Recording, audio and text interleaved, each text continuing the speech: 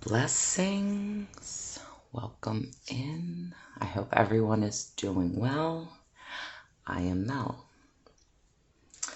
Thank you for being with me and journeying with me. So we're going to wrap up our series with the Fae, and I really had to sit with it this morning because the energies were was a little uncertain, and when I had that uncertainty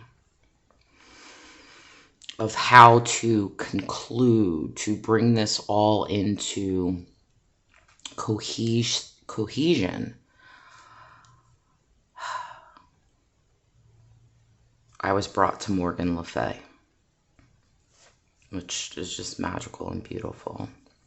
And anyone who's familiar with Morgana, Morgan,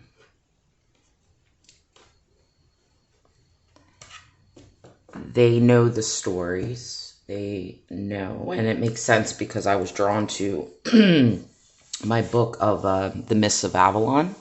So if anyone's interested in that story, it's absolutely breathtaking. To hear a different perspective from the yin frequency. But anyone that knows the tales of King Arthur, Guinevere, Lancelot, all of that, Morgan Le Fay was a fairy queen. And she's painted in a particular light, which is saddening, so to speak, because you can see she is of the light. She's breathtaking, to be honest. So we're going to work with, she wanted to come through, Morgana Le Fay. Let's read. What does she want to talk about today? Morgana is one of the greatest of all fairy queens. She is skilled in necromancy and the ancient art of shapeshifting.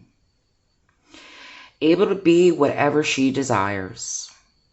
She soars through the night on raven's wings, landing silently in your dreams to work her dark enchantments.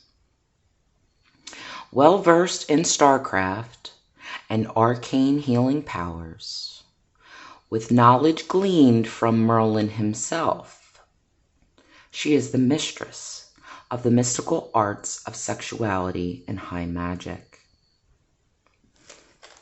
I want to point out, this is fascinating, how the energy, it's very strict in speaking, and then it starts to go into this fluidness. This is that water.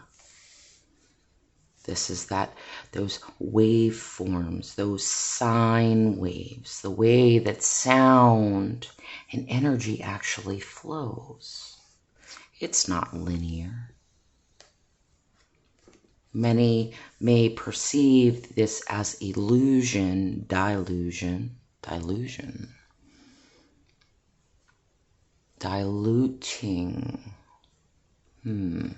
All right. But anyway, I just wanted to show this linear aspect, and then it starts to just get into this dreamy state, which is the fluidness of life, the fluidness of the cosmos. So, here's a complex nature, neither totally beneficent nor totally malign. Her faults are anger, resentment, and, true to fairy nature, using her cunning arts against those who offend her. Yet although she schemes against King Arthur, her half-brother,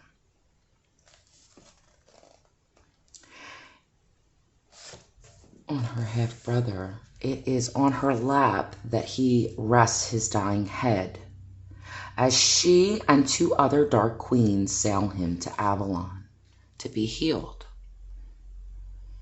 It is her necessary role to be found at the crux of the drama in our lives, working toward wisdom and healing in a dramatic, difficult times. She guides in moments of forceful emotions, such as anger, bitterness, resentment, and sexual jealousy. The disturbing influence of this dark queen can lead to profound change. The 3 powerful days at the dark of the moon are this very special time when all processes are internalized and concealed. It is then that Morgana comes to us to reveal the mystical starlight, the bright points of fairy consciousness, which permeates all matter. Morgana is an enchantress who works her magic at the deepest levels, in the dark, secret, hidden places of our minds. She initiates us into mystic realms of creative imagination, where all that is not yet manifests begins the journey into light and form. Oh, it's absolutely gorgeous. Well done, Brian Froud. Well done. Actually, I'm not sure if he wrote, edited by Terry Windling, but I'm going to guess that he did document this consciousness, this awareness, this understanding of her character. In fear, we fear the unknown, okay? What we cannot make sense of, what tends to dissolve and destroy our awareness. We fear those things, not understanding it. It's light.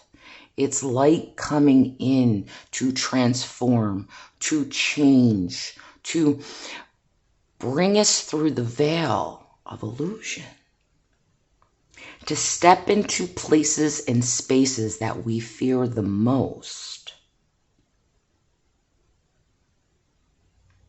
Yet there's a grace, there's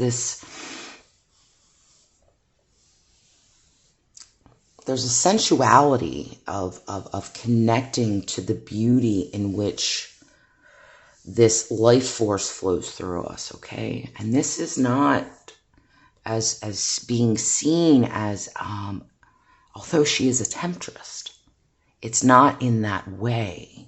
We perceive these words in which it decays, the essence of self and the divine within. For we perceive these aspects of sin. They twist us, they bind us, they carry us forth. Into the night, her voice summons you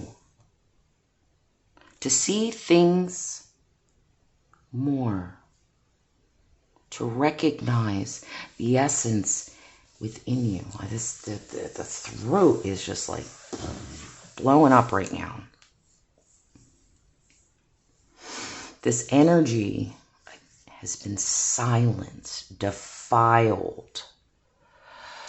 Here's the thing, when we look at magic, right? We look at magic of nature, the glorious, and I've talked about this before, the aesthetic arrest. You're just like, the heart opens, you could be in tears of joy, just like, oh my God.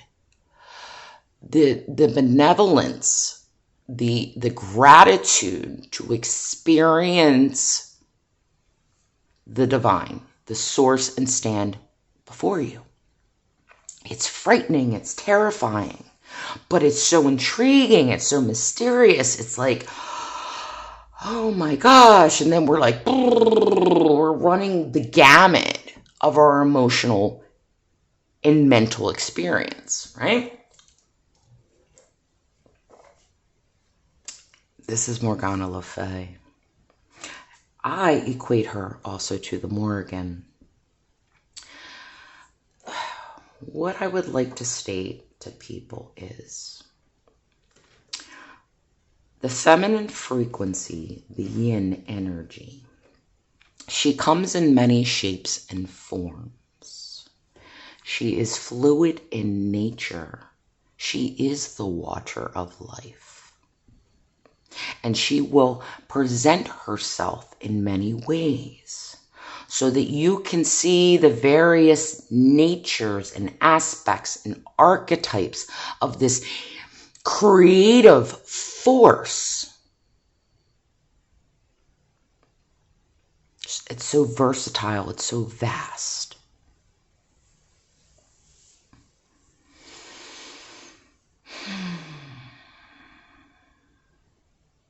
They say that, and this is not to just count men, because I know many men that are in masculine forms, so to speak, are incredibly intuitive, incredibly connected to the divine, their intuition, their knowing, because they are in touch with the feminine energy. But they say that, why are women are so emotional? It's because this energy just captivates them. It pulls them into this sensation that is otherworldly. But many of us fear this energy, to allow ourselves to go, to allow ourselves to be swept into these cosmic waters.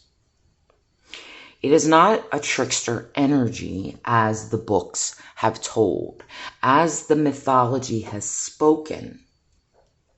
She is not demon.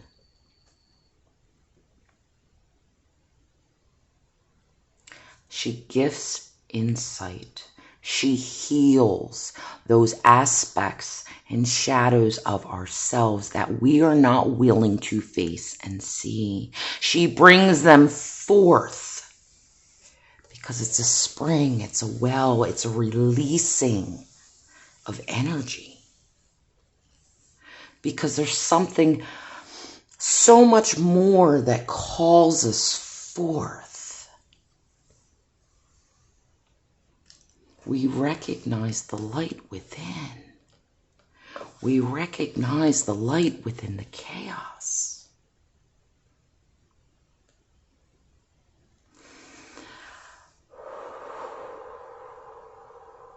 Yeah, I hear you, buddy. So as I said that, my attention's brought to the disruptive bogey. The bogey, which I would say is her ally. We'll continue the channel in a minute. Let's read that. A particularly disruptive bogle, creating confusion, mix-ups, cross lines, and misunderstandings. I think he has taken up residence in my house. His mischief causes emails to be sent to the wrong address, faxes to arrive garbled or half-printed, and mobile phones to go down. In general, he causes havoc in all communications. This brings me back to the idea of the Tower of Babel. Okay?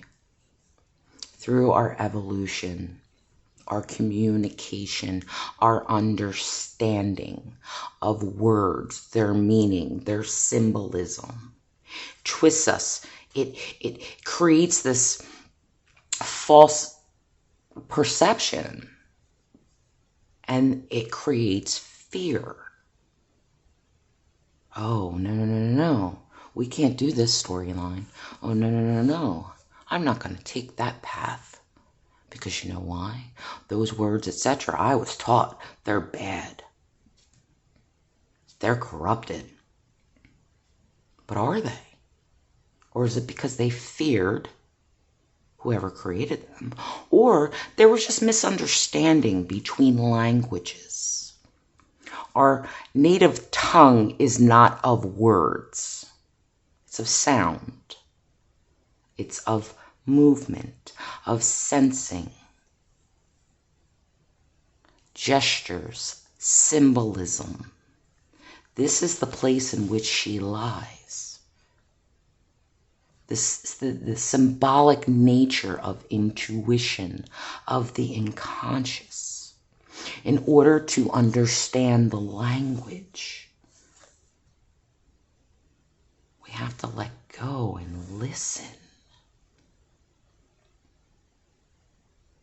Don't be afraid because you're guided by the light.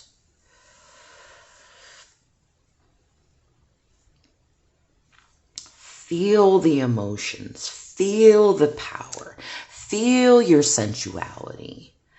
See what brings forth and what the body is communicating. The chaos serves. I always used to see, the death card was like on the edge of chaos. And that's that point, that's transitional point where we're about to make a jump. You have to have chaos to bring order. If everything's in order, what is there to order, to bring form into? Unless there is not something that needs to be shaped and molded and allowed to excuse me, calm down, simmer, to call that forth. Again, this is that chaos in order here. This linear faction that just starts to get it starts to flow, and that's our true nature.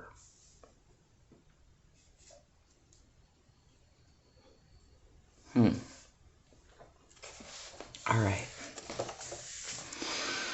Would you like to say anything else, my dear?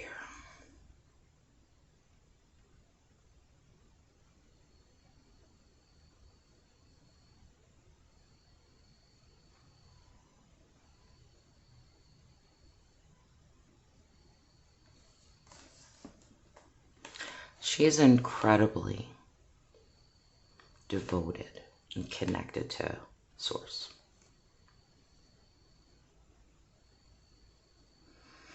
Despite what others spoke bad about her, said about her, all that, she knows she's the light in the dark. And she travels places many don't want to go. And that gives her the ability to connect deeper and deeper and deeper to the universe, to the mysteries, to the love in which her source gives her, empowers her, helps her grow, strengthen, flourish.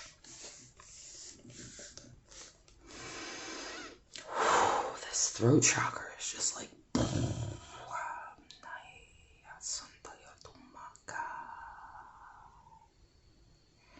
hear the whispers in which I preach. Elongate the neck. Accentuate the reach. The subtlety of my voice haunts those who are unknown. Yet I will show you and guide you what's under those stones. All right. So we're gonna step out of that for right now. Thank you.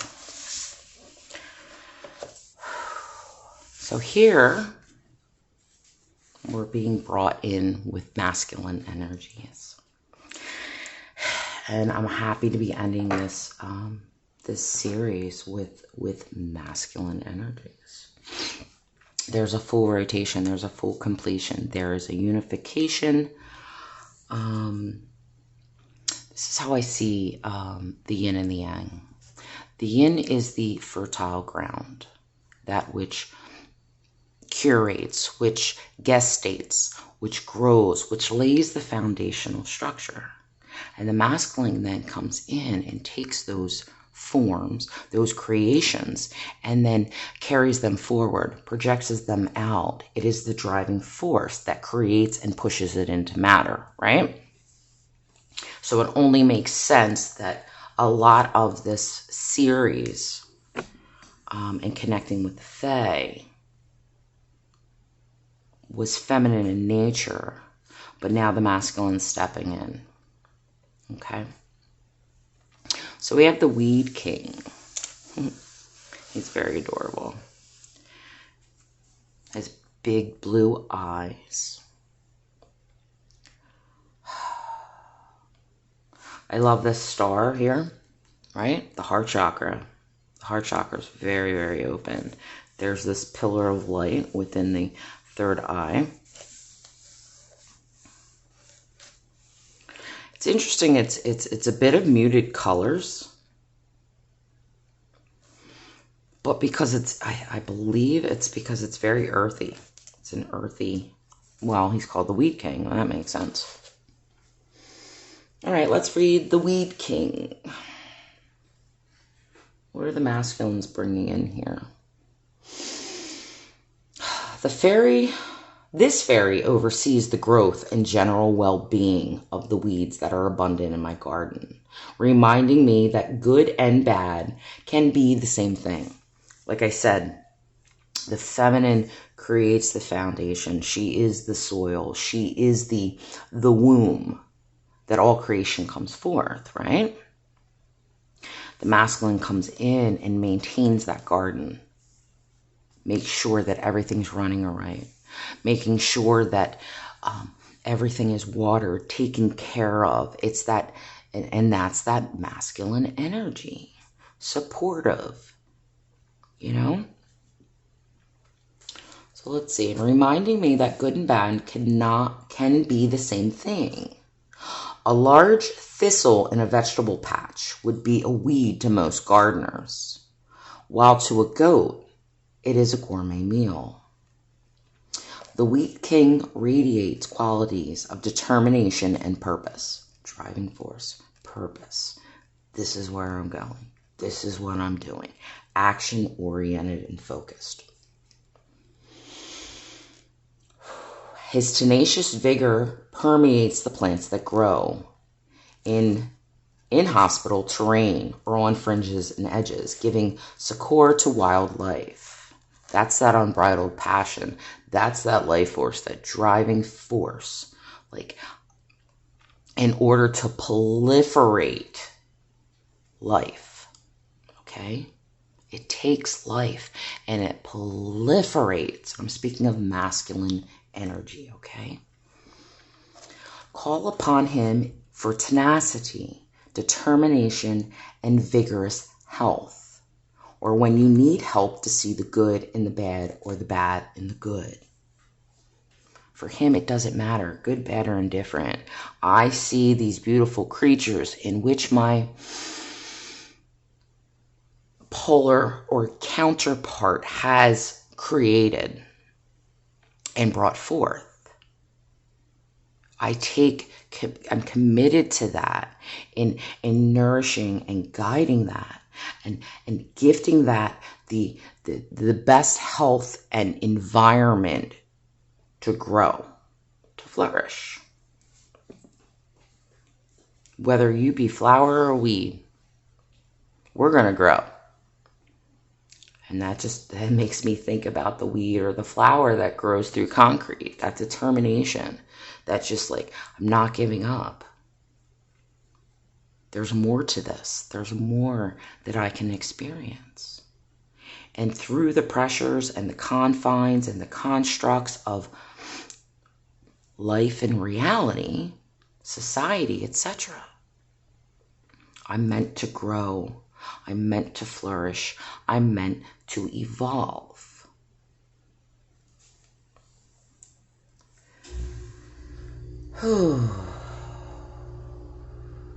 Yes. All right, so here we have the plant sap fairy. He looks a little grumbled, in honesty. Like, meh. Meh. But he's got a very keen eye. Very focused. Studying.